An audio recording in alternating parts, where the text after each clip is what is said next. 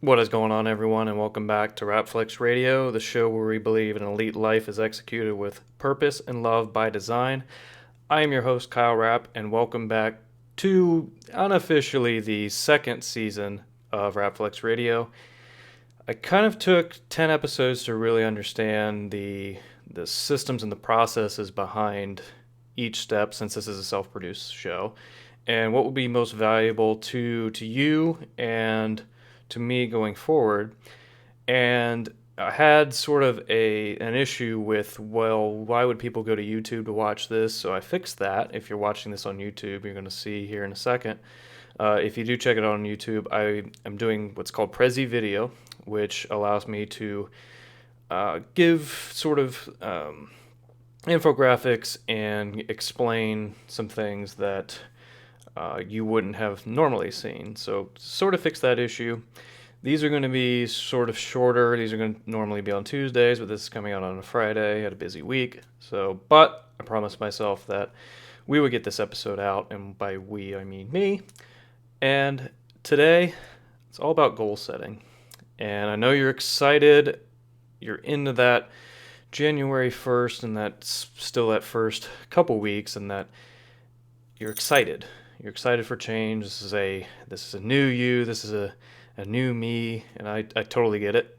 But let's look at this from the way the best of the best approach their goals and the way they run their life. And that's what I'm going to show you today. When I say setting up systems versus what I'll cover next week, which is campaigns, operations, and projects. So let's dive in. Why systems instead of goals? The difference between goals and systems is one is finite and one is infinite. I'm going to show you examples of both.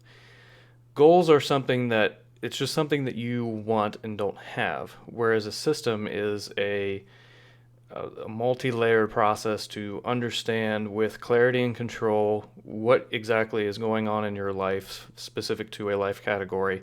I'm going to cover health as an example, but you can use this in any part of your life, whether it is fun, whether it is your relationship, your money management, your actual business. There are ways to systematically approach your life in a way, and I'm going to explain the benefits of that. So I'm going to show you an example and explain what a typical goal set at the beginning of 2020 looks like.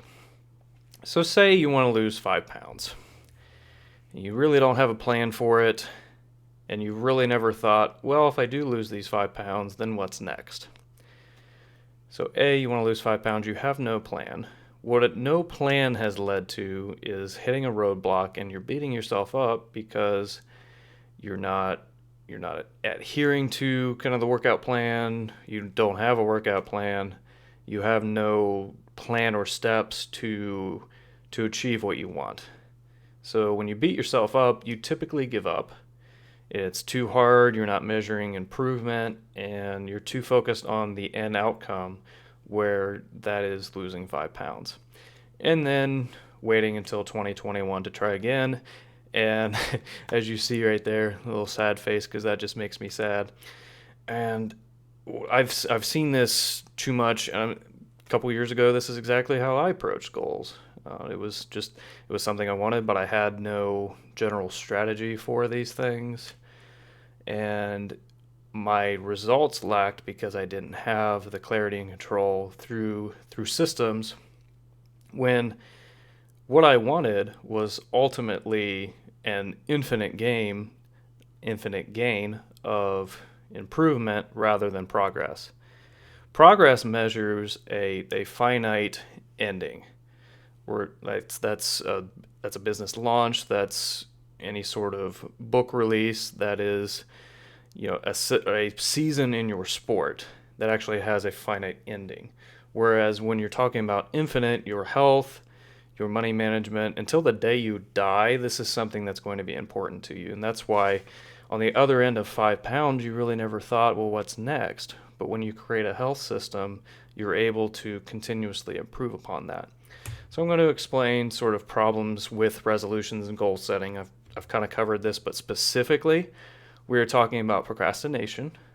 Does this sound like you? Go ahead and nod yes. It used to be me too, because we had no clarity.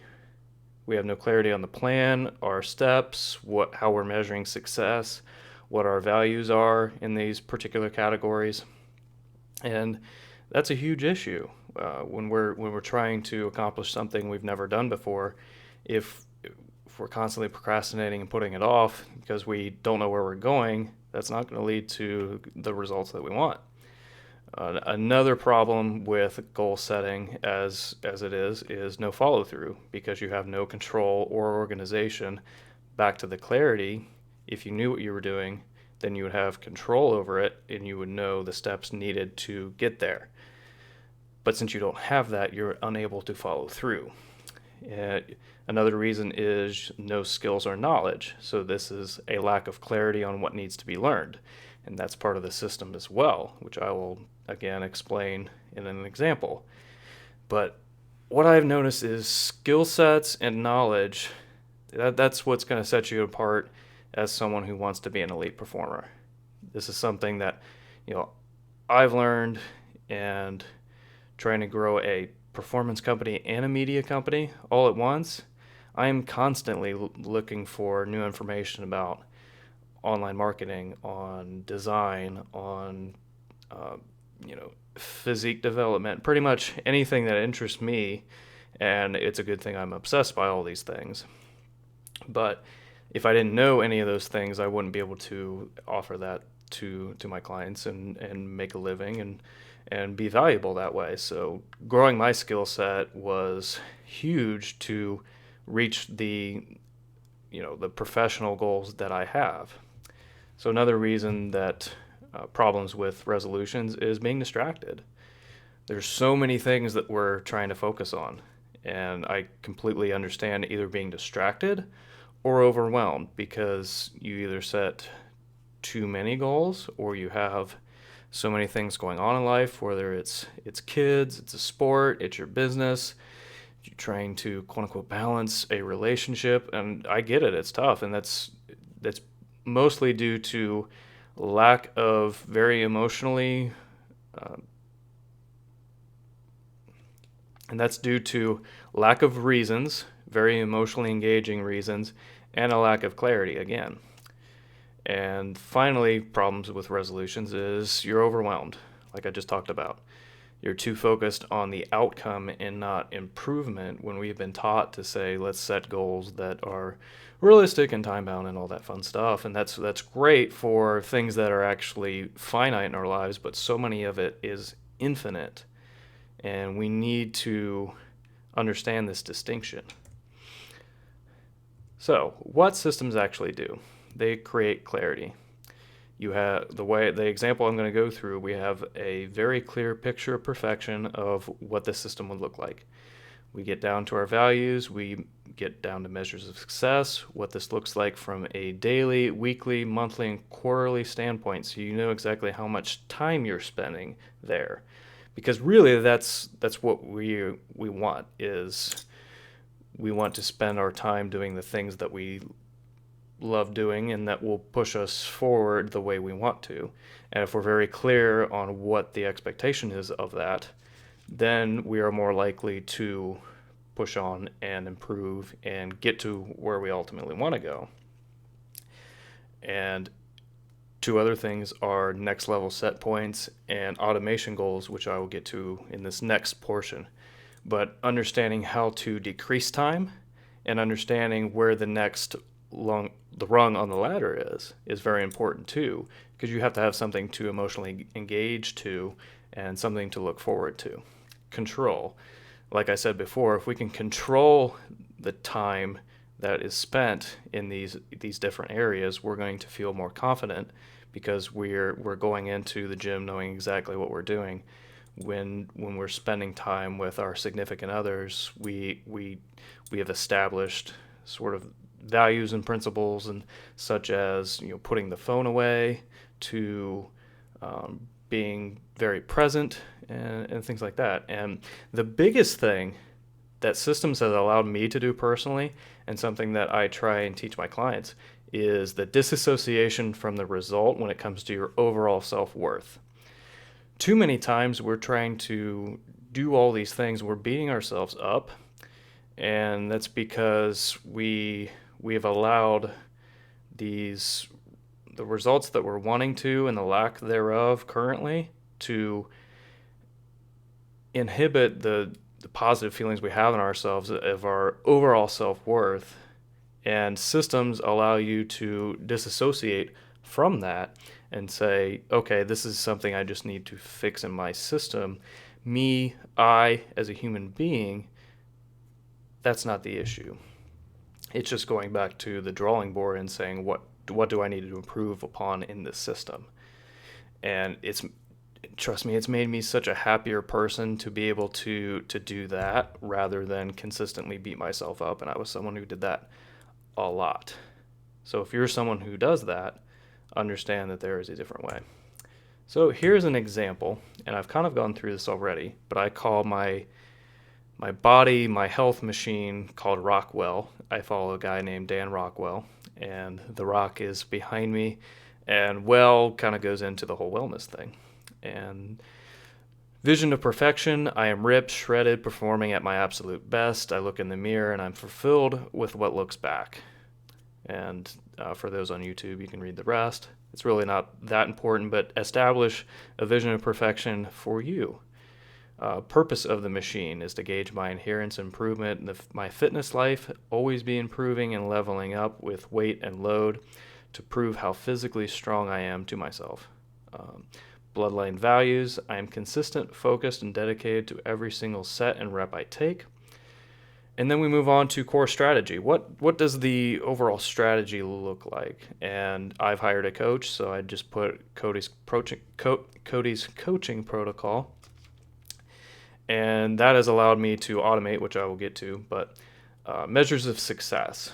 What if this system was running perfectly, what are some qualitative and quantitative measures of success that I would look for? And that is constant improvement and progressively improving in my weight progression overload. Qualitatively, I look in the mirror and I feel calm and poised. End results. Now, some will have finite end results that you can point to. My health machine, it really doesn't. Definition, ripped, shredded. I have my own sort of picture of what that looks like. Supremely confident based on how I feel about my body. Now, as we look at set points, we go into daily, weekly, monthly, and quarterly. So daily, I have a nightly self-care routine and recovery. I have planned lift days that are weekly. And then monthly and quarterly, I look over this system to make sure it is working correctly.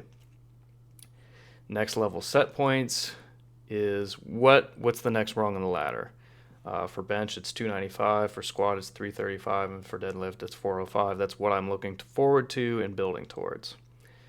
Automation goals. This is huge. Like, how can you take time away from either programming yourself or, nutrition-wise? Can you prep meals? Can you, get a weekly meals delivery service? How are you able to take time away from this and just focus on what needs to be focused on? And that was me hiring a coach to do all of my programming, and I have my entire year periodized out, so I do not have to worry. I know exactly what I'm doing in the gym, and I know I'm going to progress well. Submachines, you can focus on these. I would just say if you're starting out, this is something you're interested in, focus on the 1, 2, 3, 4, 5, 6, 7, 9-ish boxes right there, and establish just one major area of your life. And why this is so important is I can look at this and feel very emotionally engaged to going to the gym every day, quote unquote. I lift 4 times a week and do yoga on Sundays, and this reminds me why I'm doing this. It reminds me of why I'm getting up earlier, and it puts clarity and control in my hands, and it puts a emotion and my aspirational identity to be a bodybuilder into a very concrete way. And to wrap up, main takeaways are I want you to start thinking systematically for your overall life rather than finite steps you want to reach. And I kind of pushed through that quickly. So for me, this does take a lot of time to build out. I truly understand that. I have 14 of these machines created, and it does take time. So I would say just start with one in your life, whether it is whatever your main goal is this year. If you've set out to be healthier, then focus on that health machine. What would the vision of perfection look like in your life if you could have it any way you wanted it and could wave a magic wand? And then go back to the other steps that I have mentioned and really get concrete and clear about how much time is it going to take you daily, weekly, monthly, and quarterly, and are you willing to invest that time? Because if the answer is no, then we may need to rethink the strategy, may need to not lower the goal, but the goal might take more time. But by doing this, it has allowed me to look at my life in a more systematic way, and it has allowed me to just be happier, honestly. It's been huge to be able to know that, for example, my content creation machine was not running great at all. I walked away from the podcast for about 2 months and really had to assess the steps necessary and how it would benefit most people who I'm trying to target, and my own sort of time limits with everything else I'm doing. And I knew that wasn't running well, but since creating that machine and setting measures of success and daily and weekly, if I miss an episode, I'm not beating myself up. It's okay. It's okay to be overwhelmed, and you're doing the best you can. I understand that, but creating these will give you that clarity and control. And if you're feeling overwhelmed by everything, this is where I would start. And finally, start to measure improvement rather than progress. And this is the growth mindset and the mastery mindset that psychologists talk about, where there's no ceiling. And Charlotte, who I just interviewed and will be on next week, we talked about this specifically, having a growth mindset, never really reaching the top. And when you do that, you don't feel like you do feel like sometimes you're behind, but you don't allow that to affect kind of your overall self-worth. You know that one day, if you keep putting in the work, you keep learning, you keep developing those skill sets, eventually you're going to reach a point where you feel that your confidence and your competence are working together rather than disassociating from themselves. So yeah, that's what I wanted to wrap up with. I hope this kind of gives you a foundational start to looking at goal setting as far as what are systems in your life, and then what are finite endings in your life. Because there's a very stark difference, and a lot of people are setting goals that should be in these systems and constantly being improved on. So next week, I'm going to cover what campaigns, which are year-long goal setting practices, operations, and projects. So operations are 3 month, and then projects are typically 1 month to 2 months. And I'll get very specific into what those actually look like. And I tease that because it's very important. Yes, I know there are plenty of finite actual end result goals out there that you want. So I do want to cover those, but I want you to start looking at them in a more systematic way, first of all. And what I cover in creating campaigns and creating operations, creating projects, that's going to be able to allow you to get what you want quicker and be more precise of exactly what you want, because this is what I walk my clients through, and we get very clear and a lot of control over exactly what it is you need to do to reach those. So thank you for joining me. This is Rapflex Radio. Have a great day.